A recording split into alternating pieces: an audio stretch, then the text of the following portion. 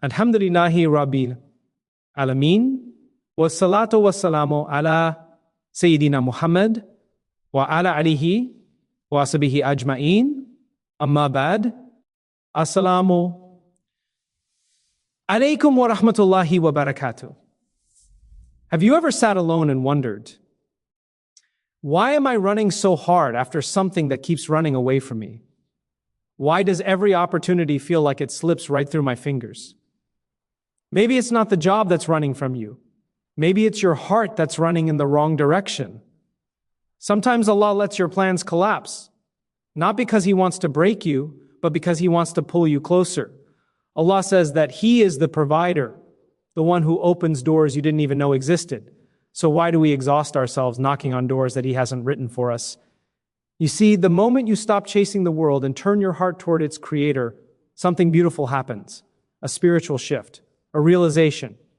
You understand that risk was never tied to your resume, your degree, or someone's approval. Your risk, your sustenance, your opportunities, your livelihood was written for you before your soul ever entered your body.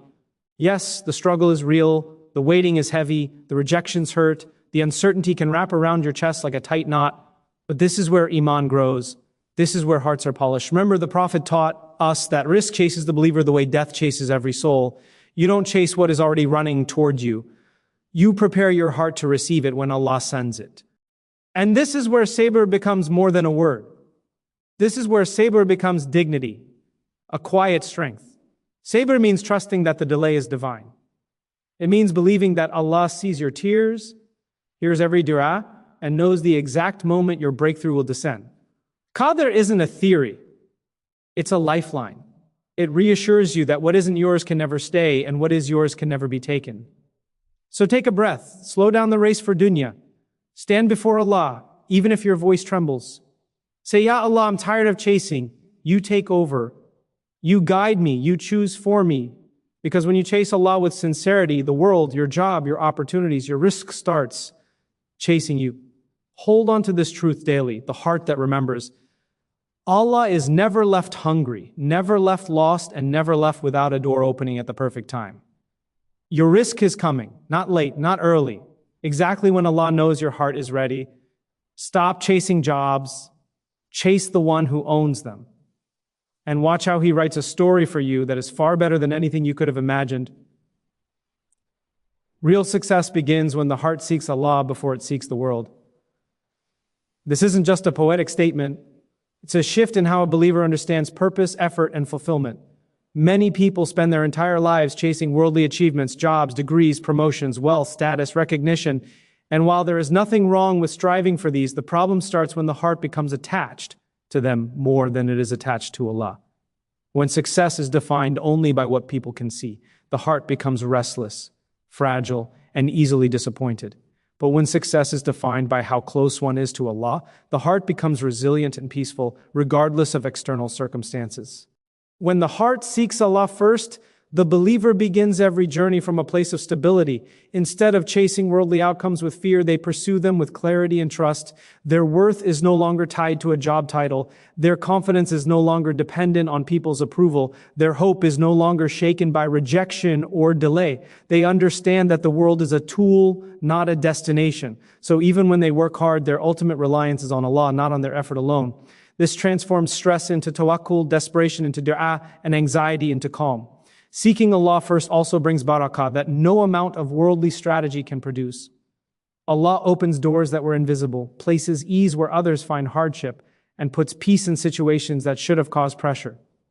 A heart connected to Allah doesn't collapse under the weight of uncertainty because it knows the provider is near.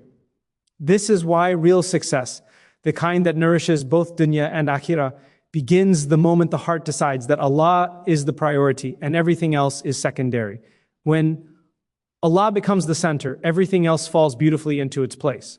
Rizq is written by Allah long before we enter this world, and understanding this truth can completely transform the way we experience stress, effort, and expectations in life. Before your soul was even placed into your body, before you were born into your family, before you ever took a breath, your entire provision was already decreed by Allah. Every opportunity you will receive, every job you will hold, every bite of food you will eat, every door that will open for you, every moment of ease and every moment of relief, All of it is part of a divine script written by the one who knows you better than you know yourself. This understanding doesn't make effort meaningless. It makes effort peaceful. You still work, you still apply, you still strive, but your heart no longer panics when things don't go your way, because you know that what misses you was never meant to reach you, and what reaches you was never going to miss you. The world becomes less threatening when you realize it never controlled your future in the first place. Employers, markets, people, circumstances, they are only means.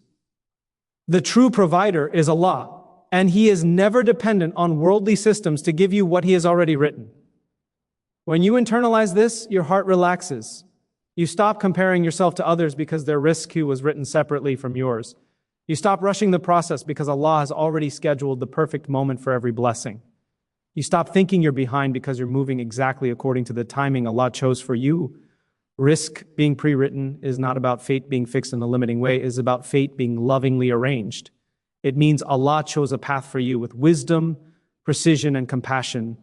And when you finally trust that your provision comes from Him, you no longer fear missing out on anything because everything meant for you is already on its way. Reality many people experience but rarely pause to reflect on. When you chase jobs without spiritual grounding, the journey becomes heavy, anxious, and often empty. You may have the qualifications, the skills, the ambition, yet something feels missing. You send applications, attend interviews, push yourself to the limit, but your heart remains unsettled. That emptiness is a sign that the soul was never designed to draw its confidence from worldly pursuits alone. The soul was created to be anchored in its Creator. When that anchor is missing, even the greatest worldly effort feels shaky. A person who pursues jobs without relying on Allah ends up carrying the pressure of everything on their own shoulders. They fear rejection as if it defines their worth. They fear failure as if it erases their value. They fear delays as if they are falling behind in life. Their heart becomes a battlefield of what ifs, constantly imagining worst-case scenarios. It becomes exhausting not because the path is impossible, but because they're walking it without divine companionship. But when the heart is spiritually grounded, when you begin with dua, when you trust Allah's timing, when you believe that He is the true provider, the entire experience changes. You still strive, but you do so with inner calm. You still prepare, but you do so with clarity.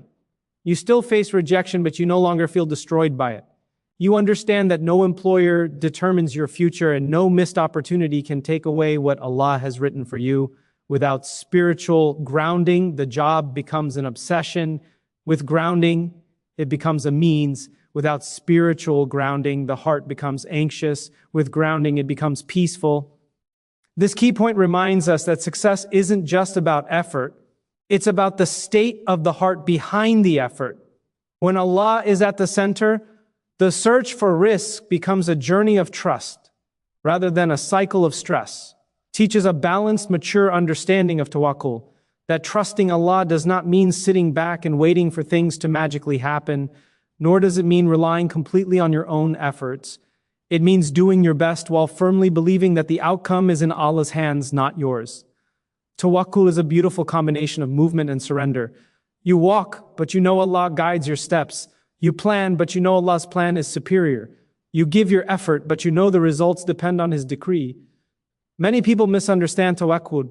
Some think that working tirelessly without any remembrance of Allah is reliability. Others think that avoiding effort and waiting for a miracle is reliance. Both approaches leave the heart unbalanced. Real tawakkul is when you apply for the job, prepare your resume, polish your skills, yet your heart remains calm because you know Allah will choose what is best. You don't tie your self-worth to acceptance or rejection. You don't let delays break you. You don't let closed doors convince you that you're failing. You understand that your responsibility ends at sincere effort and the rest belongs entirely to Allah. When you practice true tawakkul, the pressure begins to lift. You realize you never had the power to control outcomes anyway. You begin to appreciate each step of the journey because your heart is connected to the one who controls all outcomes. This trust brings a type of peace that effort alone can never give. It protects your heart from despair and your mind from overthinking. Tawakkul also opens the door to barakah. When Allah sees a heart that works hard but relies only on Him, He grants ease in unexpected ways. He creates opportunities no one saw coming. He brings relief from directions you couldn't have imagined. This is the beauty of tawakkul. You walk and Allah carries you. Reveals a truth many people don't realize until much later in life. When Allah delays something you desperately want, it is never to punish you. It is to protect you, prepare you, or elevate you. Human beings see only the present moment. We see our needs, our pressures, our timelines, but Allah sees the future you cannot see, the dangers you cannot detect, the emotional unreadiness you aren't aware of, and the hidden blessings that aren't ready to reach you yet. A delay from Allah is not a denial. It is an act of divine care. Sometimes you think you're ready for the job, the opportunity, the breakthrough, but you're here may not be strong enough yet. You might collapse under pressure, or enter an environment that harms your faith, or accept a role that pulls you away from your spiritual growth. Allah holds it back because He doesn't want you to walk into something that drains you. There are times when He protects you from people you thought were good for your future, but would have caused harm that only He could foresee.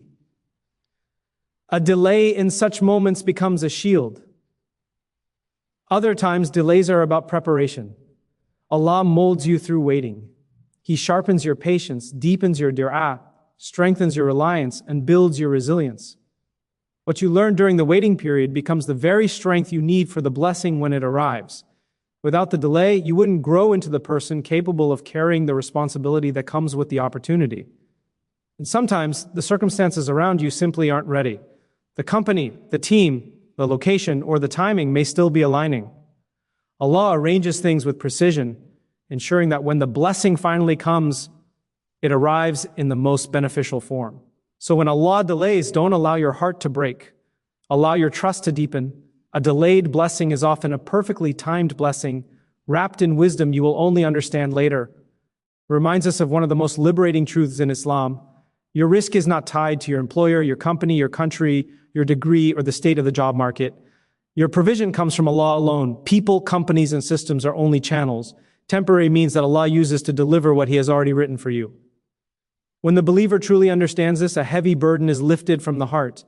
Suddenly, the fear of losing a job, the anxiety of not being hired, and the stress of economic uncertainty begin to loosen their grip because the heart Nally realizes that none of these things control your sustenance. Only Allah does.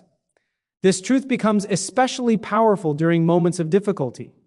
When a company shuts down, when a contract ends, when a boss mistreats you, or when an application is rejected, it's natural to feel disappointed. But it is spiritually empowering to remember that Allah does not allow your risk to be dependent on a human being's mood or decision. If someone refuses you, it is because Allah has decreed that your risk will come through another door, perhaps a better one, perhaps one with more barakah, perhaps one that protects your faith. What is written for you cannot be blocked or stolen by anyone. When you internalize that your provision is entirely in Allah's hands, you begin to walk through life with dignity and calm. You do not beg people for approval. You do not let their opinions define your worth. You do not panic when external situations change. You understand that as long as Allah is providing for you, and He always is, you are safe, you are sustained, you are cared for. Believing that your risk is tied only to Allah transforms your effort. You still work hard, but the fear disappears. You still plan, but the desperation melts away. You keep trying, but your heart stays at peace. Because you know that your livelihood is written in the heavens, not in the hands of people, reminds us of a reality that can completely change the way we understand failure, disappointment, and closed doors. Every rejection you face is not a sign that you are unworthy. It is a redirection chosen by Allah. Rejection hurts because we often attach our hopes to specific outcomes. We convince ourselves that a certain job, opportunity, or path is the only way forward. So when it slips away, we feel broken, confused, and sometimes even abandoned. But in the unseen world, something far gentler, far wiser is happening. Allah is steering you away from paths that are not meant to serve your journey, your growth, or your akhirah. When you experience rejection, it feels like loss. But from Allah's perspective, it may be protection. Perhaps the job you wanted would have drained your mental health, harmed your faith, or placed you in an environment that slowly distanced you from Allah. Perhaps the people involved were not sincere. Perhaps the role would have locked you into a future that would stop you from reaching something much better. You see the closed door, Allah sees the danger behind it. Rejection can also be redirection towards something greater. Sometimes Allah doesn't give you what you want because He wants to give you something you never even thought to ask for. A job with barakah, a path filled with growth, or an opportunity that brings you closer to Him. The pain you feel now may be the very thing that pushes you toward your real purpose, toward a career or life chapter that fits your soul in ways this earlier opportunity never could. And sometimes rejection is simply preparation. Allah builds your resilience, strengthens your reliance on Him, and teaches you not to place your worth in human decisions. He reminds you that no one's no can cancel His yes. When you understand that rejection is not the end but a divine redirection, your heart learns to trust. You stop seeing closed doors as failures and start seeing them as guidance. You begin to believe that every no from the world is making space for a better yes from Allah, expresses a powerful spiritual law that many people overlook. When the heart becomes close to Allah, the dunya itself begins to follow with barakah. This is one of the most beautiful realities of faith. The world does not need to be chased, it naturally gravitates toward the believer whose heart is anchored in remembering. Sincerity and trust in Allah. When a person prioritizes their relationship with Allah, they begin to receive blessings in ways that feel effortless, gentle, and perfectly timed. This closeness to Allah changes the inside before anything changes on the outside. A peaceful heart makes clearer decisions. A grateful heart attracts more blessings. A hopeful heart notices opportunities that a stressed heart would miss. And a heart filled with remembrance becomes a magnet for Allah's mercy. It's not that the dunya magically transforms, it's that you transform, and through that transformation, everything around you begins to align. When someone is distant from Allah, they often chase dunya out of fear of missing out, fear of failure, fear of not being enough. But when the heart returns to Allah, fear is replaced with trust, anxiety with clarity, and desperation with dignity. You work, but your work becomes guided. You struggle, but your struggle becomes blessed. You strive, but your striving carries light instead of heaviness. This is why people who prioritize their prayer, their dua, their character, and their spiritual growth start to notice unexpected ease in their worldly affairs. Allah opens doors they didn't even knock on. He places barakah in their time, their income, and their opportunities. Solutions appear from places they never imagined. They experience a type of success that feels pure, free from the chaos, competition, and emptiness that often comes with chasing dunya alone. Drawing near to Allah doesn't make the world disappear, it makes the world fall into its proper place. Instead of controlling you, it begins to serve you. Instead of distracting you, it supports you. When Allah is your priority, the dunya becomes a gift, not a burden. It becomes something that follows you, not something you must exhaust yourself chasing. Highlights one of the most transformative truths.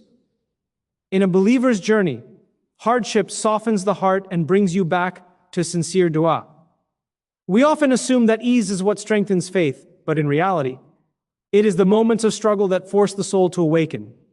When everything goes smoothly, the heart becomes comfortable, sometimes even forgetful. But when pain touches you, when plans collapse, when you feel lost or rejected, suddenly the heart becomes humble, open, and deeply aware of its need for Allah. Hardship is not just a test, it is a call. It is Allah inviting you back to Him, gently reshaping you through experiences that turn arrogance into humility and distraction into remembrance. In times of struggle, dua becomes more than words, it becomes a lifeline. You speak to Allah from a place of vulnerability you didn't know existed within you. Your voice trembles, your eyes fill, your heart spills its secrets into the hands of the one who already knows them. And something beautiful happens, that brokenness becomes a doorway to closeness. Pain, instead of being a punishment, becomes purification. It strips away the illusions of self-reliance and reveals the reality. You are held, sustained, and guided only by Allah. Hardship also clears the heart from the rust that builds up during periods of comfort. It reminds you of how fragile life is and how desperately you need Allah's mercy. It teaches you that strength is not about holding everything together, it's about letting go and trusting the one who never fails. And it is often during these difficult phases that your most sincere, powerful du'as emerge.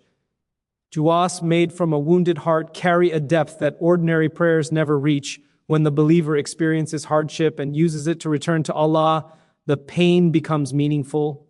It becomes a turning point. It becomes the moment your faith deepens, your character improves, and Your relationship with Allah strengthens. Hardship softens you so that Allah can shape you. It brings you back to dua so that you rediscover where true comfort lies, not in the world, but in the one who created it. Profound spiritual principle, sabr or patience, is not passive waiting but a dignified endurance rooted in hope and trust in Allah. Many people misunderstand patience as simply enduring hardship quietly or suppressing frustration. In reality, true sabr is an active, conscious, and spiritually powerful practice. It is choosing to remain steadfast in the face of difficulty while continuously turning your heart to Allah and maintaining hope that He is fully aware of your struggle. Sabr is a commitment to keep your faith alive, even when circumstances feel unbearable. Sabr is most important when life feels delayed or unfair, when opportunities seem distant, when doors remain closed, when your efforts do not yield immediate results. Sabr allows you to carry your burden without despair. It is an acknowledgement that Allah's timing is perfect, and that every moment of waiting carries meaning and purpose beyond what we can see. The believer who practices sabr does not lose hope.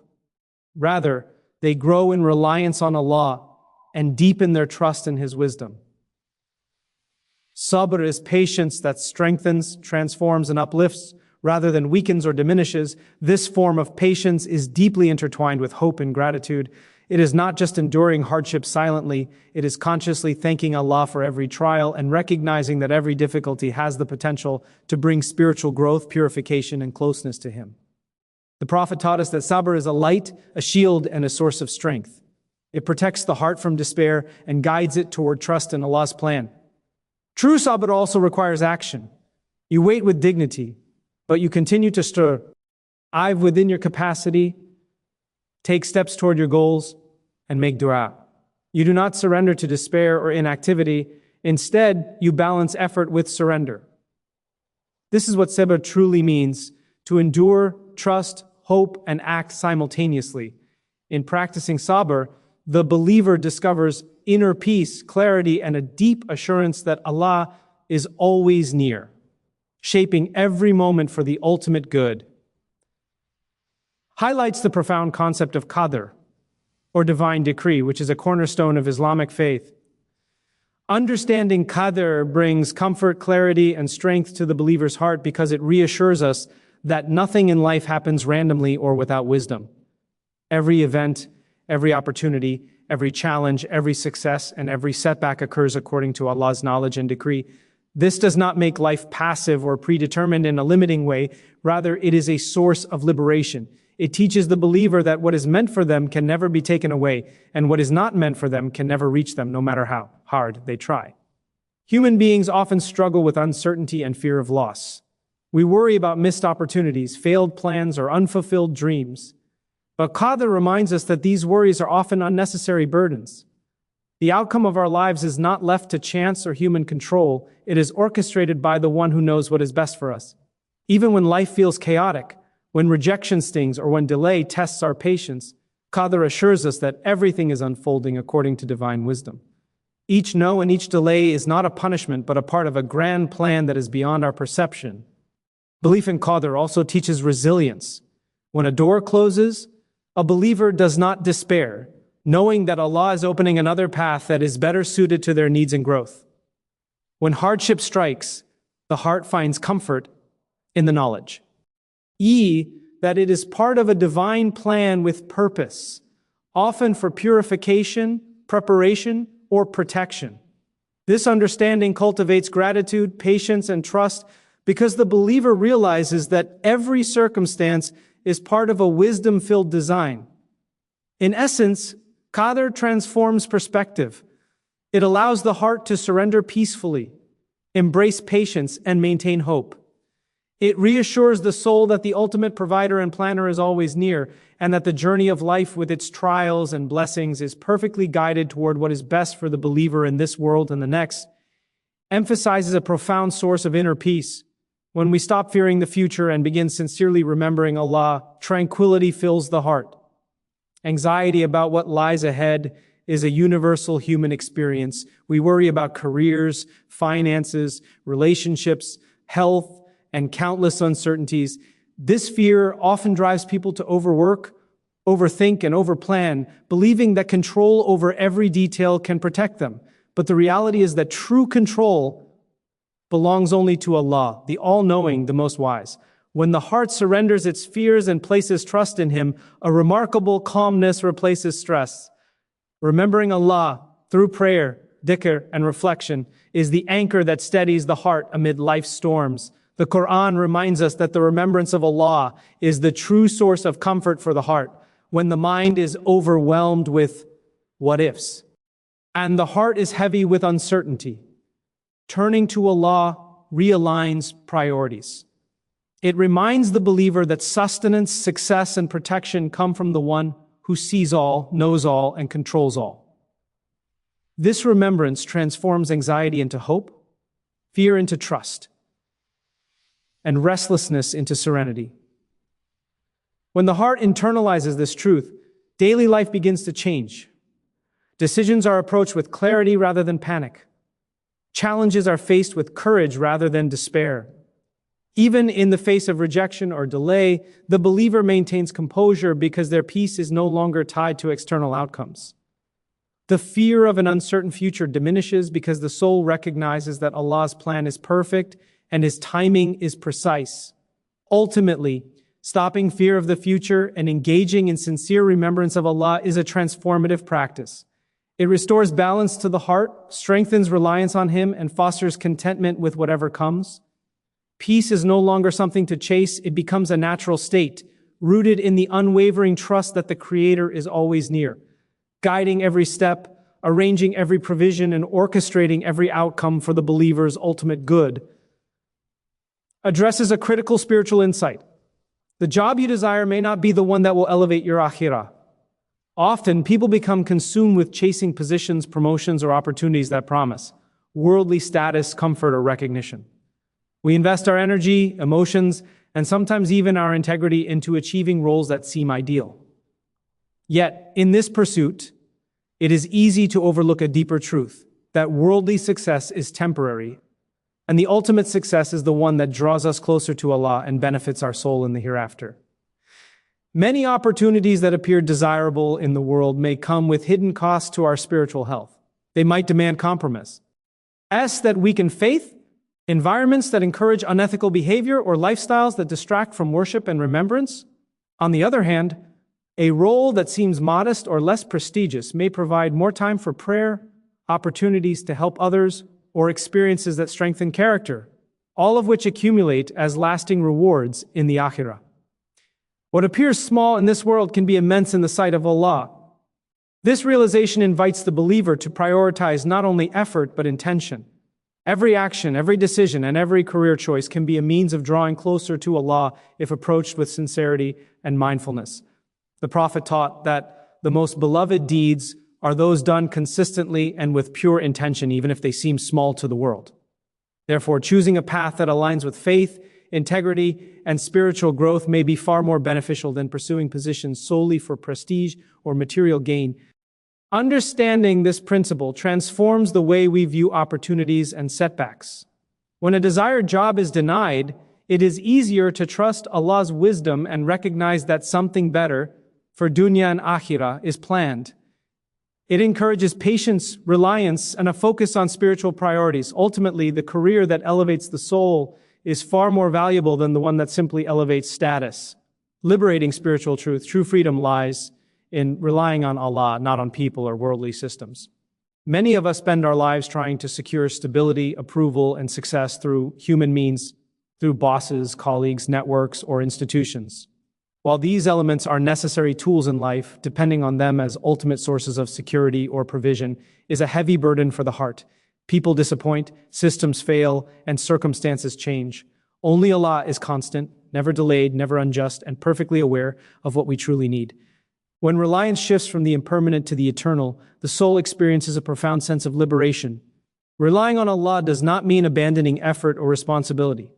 Rather, it means doing your utmost while placing ultimate trust in Him. It is the recognition that your sustenance, your opportunities, and your success are all in the hands of the Creator. This reliance transforms the way you interact with the world. You no longer feel desperate to please everyone, frantic to control every outcome, or anxious when doors close. Your dignity remains intact because your confidence rests not on people's decisions, but on Allah's infinite wisdom. This principle also fosters inner peace. When you rely on Allah, disappointment loses its sting. Rejection no longer crushes your spirit because you understand that what is meant for you cannot be taken away, and what is not meant for you cannot reach you. The heart becomes resilient, capable of facing uncertainty with hope, courage, and patience. It is a freedom that worldly systems cannot give, freedom from fear, from anxiety, and from the endless cycle of striving for human approval. Ultimately, relying on Allah allows you to live life fully and authentically. You engage with the world, you work hard, you make plans, but your peace, contentment, and hope remain untouched. True freedom, then, is not in controlling the world, but in surrendering to the one who controls everything, trusting that He will guide, provide, and protect in ways far wiser than we could ever imagine.